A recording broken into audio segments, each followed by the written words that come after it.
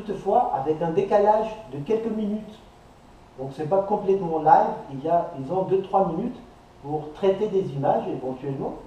Et de temps en temps, il y a des images qui sont mises sur Internet, peut-être des choses qui leur échappent, mais on voit clairement un objet non identifié se déplaçant dans l'espace, souvent à des vitesses hallucinantes pour nous, ou ayant un comportement qui ne pourrait pas faire partie d'un objet naturel, disons une étoile filante, un comète, un effet lumineux à cause du réflexe de la lumière du soleil sur un corps céleste, quoi que ce soit. Donc il y a énormément d'activités et ces activités, elles doivent avoir un but. Ce ne peut pas être juste du tourisme ou des recherches dans le sens où on va faire des prélèvements pour mieux comprendre ces êtres qui vivent ici. Il y a beaucoup trop d'activités pour que ce soit juste pour ça. Nous avons jusqu'à présent, bien au-delà on a des centaines de milliers de témoignages, d'observations, de comptes rendus de la part d'individus, souvent des individus bien crédibles. Et il est impossible que tous ces gens sont en train de halluciner, qu'ils se trompent dans leurs observations ou qu'ils, en fait, sont des gens déséquilibrés au niveau mental, qui nous présentent des choses provenant de leur imaginaire. On a quand même des professionnels qui, avec beaucoup de précision, ont cherché à déterminer si ces comptes rendus et ces témoignages sont réels ou non. Et selon de nombreux spécialistes dans le domaine, des psychologues et des hypnotiseurs, je dis hypnotiseurs, c'est le mot,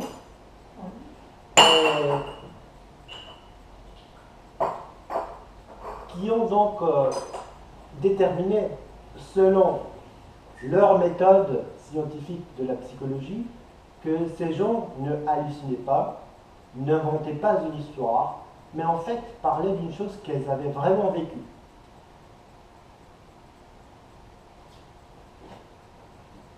Donc, si ce n'est pas de l'imaginaire, c'est du réel, et si c'est du réel, reste à déterminer s'ils ont bien interprété leurs expériences ou s'ils ont mal interprété. Donc, je vous laisse avec ça et je passe à la prochaine partie qui constitue les 4 domaines d'activité de l'intervention.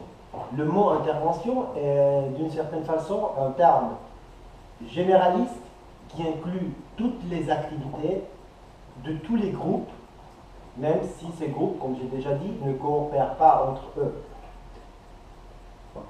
Les visiteurs sont engagés dans ces programmes, ce sont des programmes fondamentaux, qui semblent fonctionner indépendamment l'un de l'autre, mais qui visent à aboutir à un seul but et converger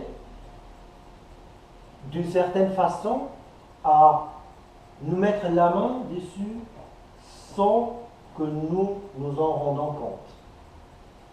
Chaque programme est unique, mais leurs activités spécifiques sont coordonnées.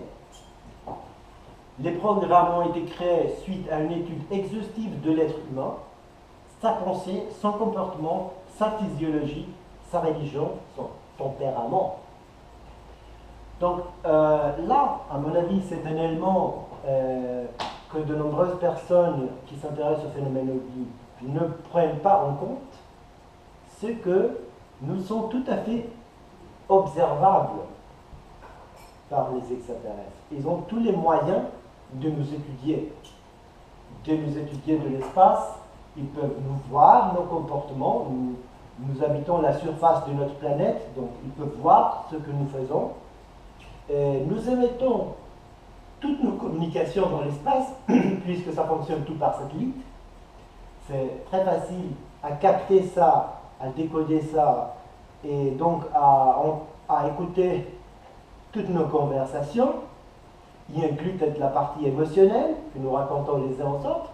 Et donc c'est très facile d'étudier notre comportement, notre psychologie, et nos valeurs, et nos émotions, alors que nous ne savons rien de ce qui se passe au-delà de notre monde. En fait, de façon générale, l'humanité ne croit même pas en l'existence d'extraterrestres.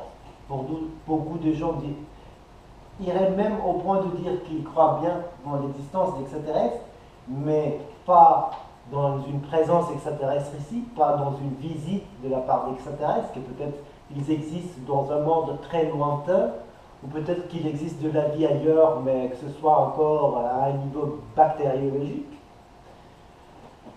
Donc nous ne savons rien d'eux, mais eux, ils savent tout sur nous. Et une des questions que j'ai toujours eues, est-ce que personne ne prend pas ça en compte, qu'on est dans une position désavantagée par rapport à l'autre partie? Apparemment, personne ne s'inquiète, ne s'en soucie, puisqu'on doit avoir une confiance aveugle à ces extraterrestres. Le premier argument utilisé est toujours le fait que, comme ils n'ont pas commencé avec des hostilités, ils doivent être bienveillants. Bon. Ce genre de raisonnement en fait se heurte à des présupposés, et un de ces présupposés, c'est que eux, ils se comporteraient comme nous. Puisque si nous n'avons pas commis des hostilités envers un autre groupe, ça veut dire qu'on n'est pas hostile envers eux. Oui, on pourrait dire ça de nous les terriens, mais on nous raconte qu'ailleurs, les choses se font de façon différente. Et si quelqu'un ne t'agresse pas verbalement ou physiquement, cela ne veut pas dire qu'il n'a pas de mauvaises intentions avec toi. J'ai été en Inde une fois pour connaître le pays, et ça a été un voyage très fatigant et difficile, puisque la plupart des gens que je rencontrais là me disaient tout d'abord « Hello, I am your friend ». Bonjour, je suis ton ami.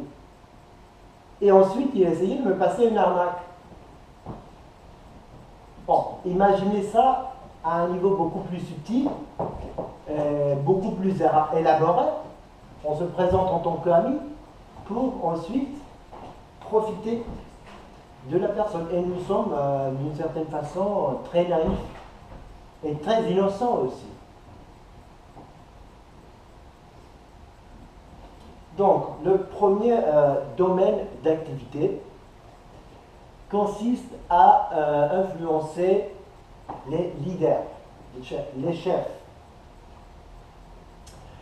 Des individus qui occupent les sièges du pouvoir et de l'autorité, surtout au sein des gouvernements, au sein des institutions religieuses et des institutions commerciales et financières. Vous voyez, le mot militaire ne figure pas là. Ce n'est pas considéré comme une priorité d'influencer les militaires. Ils veulent les gouvernements, les religions et les institutions commerciales et financières. Pour eux, c'est ça la priorité, c'est, à leur avis, c'est là où ils ont le plus de chances à réussir ce qu'ils viennent faire ici. Et même au sein de ces groupes, le contact est fait avec seulement certains individus. Le contact est soit au niveau mental, donc la personne commence à entendre des voix plutôt prédominantes dans sa tête, qui lui racontent des choses, qui se présentent et lui font des promesses. Et dans certains cas, il y a un contact physique, donc avec un extraterrestre qui vient visiter une personne pour lui faire une présentation de soi, et toujours avec un tas de promesses de richesse et de pouvoir, si l'individu coopère à tel ou tel schéma. La présentation consiste en faire la personne perdre foi en l'humanité, dans les institutions humaines, pour ensuite se présenter en tant que sauveur, comme en tant que seul espoir, en tant qu'une race plus évoluée, donc dans un contexte parental, et présenter un plan, un agenda. Et beaucoup de ces individus pourraient y croire, s'y fier, surtout avec les promesses qui accompagnent un tel contact. L'idée, c'est de susciter l'allégeance de ces individus et les persuader des aspects profitables d'une association couplée dans l'objectif commun. Bon. Voulez-vous entrer dans la Fédération Galactique? Ça, c'est un des groupes de gens qui parlent des ovnis, la Fédération Galactique. Si vous tapez ça sur Internet, vous allez avoir un tas de résultats. Et les adhérents de cette fédération disent tout simplement que les extraterrestres sont ici pour nous aider et nous invitent à faire partie de leur fédération, sans toutefois vraiment préciser comment et à quel niveau d'autorité serions-nous alors. Et tout est bon et joli, et on n'a que de se livrer à eux et on peut se fier à eux. Ils ne nous feront jamais du mal, et tout ça. Toutefois, n'oubliez pas, on a des cas d'enlèvement de personnes, on a des cas de mutilation de personnes, et ce sont ces mêmes les extraterrestres qui disent qu'ils nous aiment tellement, qu'ils viennent ici pour s'associer à nous, nous aider avec leur technologie et leur sagesse. Les mêmes extraterrestres qui prennent des libertés avec nous, qui croient qu'ils ont le droit de venir nous enlever, faire des expérimentations sur nous, alors que chez nous, ce genre de choses n'est pas permis. Dans nos sociétés, on n'est pas permis, c'est contre la loi d'enlever des gens, c'est contre la loi de torturer les gens, de faire des expérimentations avec des gens. Et donc, ils ne respectent pas nos lois et nos règles. C'est ça que je veux dire. Tous ceux qui auront été contactés ne se laisseront pas persuader, mais plusieurs le seront parmi ces leaders. C'est-à-dire, ils contactent un nombre de personnes, ce n'est pas tout le monde qui va se mettre d'accord avec eux et qui va coopérer avec eux au fil du temps, mais un certain nombre sûrement cédera ou a déjà cédé à un tel objectif commun que nous présentent les extraterrestres. Bien, ici je crois que c'est un des points que je considère les plus importants, que je ne peux pas souligner suffisamment, et c'est la manipulation des traditions et des croyances religieuses. Je ne sais pas si vous suivez un peu les nouvelles, surtout depuis l'année 2001, mais concernant cette histoire des croyances religieuses et d'une certaine tendance au fanatisme qu'on voit actuellement, et laquelle je trouve très étrange, puisque à mon avis, nous les êtres humains, ici sur Terre, on n'est pas tellement fanatiques, bon, pas un grand nombre parmi nous qui est tellement prêt à se dédier complètement et donner sa vie à tel ou tel concept religieux ou même politique. Donc, tout d'abord, il faut se souvenir qu'il y a donc un contact avec les leaders des institutions religieuses. Ça, c'était le premier secteur d'activité. On entre dans le deuxième. Susciter l'allégeance des gens par le biais de leur motivation religieuse et spirituelle. Les alliés de l'humanité nous disent que l'humanité n'est pas encore spirituellement assez forte ni suffisamment développée sur le plan mental pour pouvoir discerner entre ce qui est une émission et ce qui est un événement spirituel réel. Donc, ce qui est par exemple une apparition du genre comme je vous ai tout à l'heure expliqué, les apparitions mariales de Fatima au Portugal,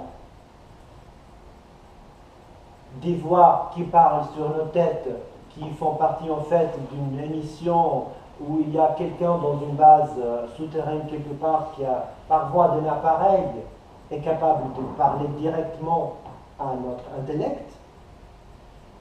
Ça, par rapport à un moment d'inspiration, un véritable moment d'inspiration qu'on a. On ne sait pas faire la part des choses. Donc on peut très facilement être trompé et croire qu'une influence de notre mental, j'utilise exprès le mot mental pour ne pas utiliser le mot esprit, qui pourrait être entendu comme faisant partie d'une activité au niveau spirituel. Je ne veux pas dire ça, je veux juste parler de la partie intellectuelle de notre esprit, la partie qui réfléchit. Donc on ne sait pas faire la part des choses à ce niveau-là. Au niveau mental, on peut nous tromper très facilement. Beaucoup de gens sont tout à fait prêts à se livrer et se donner à quoi que ce soit qui paraît avoir une voix plus forte, qui pourrait avoir plus d'autorité que nous-mêmes, plus d'autorité que nos institutions avec lesquelles on est souvent très déçus. Et donc on peut nous induire en erreur, et ils ont les moyens technologiques de nous induire en erreur. Les visiteurs sont tout à fait capables de projeter des images, de projeter des images d'anges, de saints, même un retour de Jésus.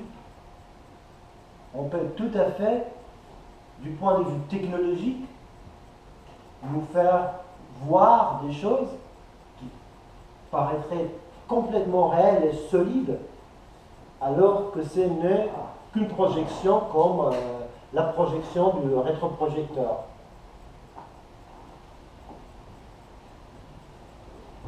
Donc, dans le premier secteur d'activité, j'ai dit qu'ils prennent contact avec des chefs, des gens en position de leader, et dans le deuxième, ils cherchent le contact avec des individus considérés sensibles. Sensibles au niveau mental, donc des gens qui sont plutôt doués. On appellerait nous-mêmes, nous les appellerions de psychiques, des gens qui ont des capacités télépathiques plus avancées que la plupart de la population. Ces gens considérés sensibles constituent un groupe cible de l'intervention, surtout si l'intervention considère qu'ils seraient réceptifs à leur mentalité et s'ils seraient donc enclins à la coopération avec leur façon de procéder. Une fois l'individu ciblé, on essaye de susciter l'allégeance auprès de cette personne, cultiver la confiance et même le dévouement de cette personne, puisque cette personne va voir les extraterrestres comme des saints, des émissaires. La stratégie employée d'habitude, c'est tout simplement offrir à cette personne ce qu'elle veut avoir, mais qu'elle n'a pas réussi par elle-même. Et étant donné la supériorité au niveau mental qu'ils ont vis-à-vis de nous, une fois qu'ils décident à faire un contact avec nous, ils ont toutes les chances de réussir à nous persuader ou à nous faire voir les choses de leur côté.